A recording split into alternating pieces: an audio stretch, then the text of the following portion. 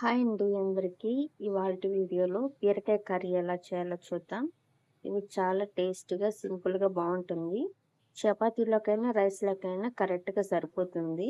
Stove on చేసుకొని, కడాయి పెట్టుకొని, oil వేసుకోవాలి. ఆయిల్ కాస్త వేడెక్కాక ఆవాలు, జీలకర్ర 1 స్పూన్ వేసుకొని, ఒక ఎండుమిరపకాయ, కొద్దిగా కరివేపాకు, 1 కప్పు ఆనియన్ వేసుకొని ఫ్రై చేసుకోవాలి. ఇవి కాస్త కలర్ చేంజ్ అయ్యేంత వరకు ఫ్రై చేసుకోవాలి. ఇలా కాస్త ఫ్రై అయ్యాక ఒక హాఫ్ కప్పు టమాటా ముక్కలు కూడా వేసుకొని కలుపుకున్నాము. ఇలా కాస్త ఫ్రై అయ్యాక రుచికి సరిపడా సాల్ట్, అలాగే 1 స్పూన్ పసుపు వేసుకొని ఫ్రై చేసుకోవాలి.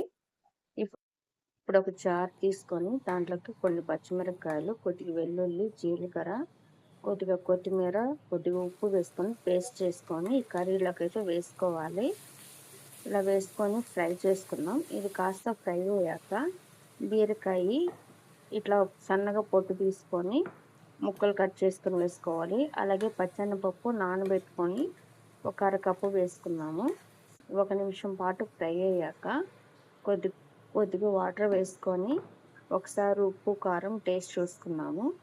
ఇట్లా అన్నీ కరెక్ట్‌గా సరిపోయాయి అనుకున్నాక మూత పెట్టి బాగా బీరకాయ, పచ్చెనపప్పు ఉడికేంత వరకు, కూర దగ్గర పడేంత వరకు ఇట్లా ఉడకబెట్టుకోవాలి.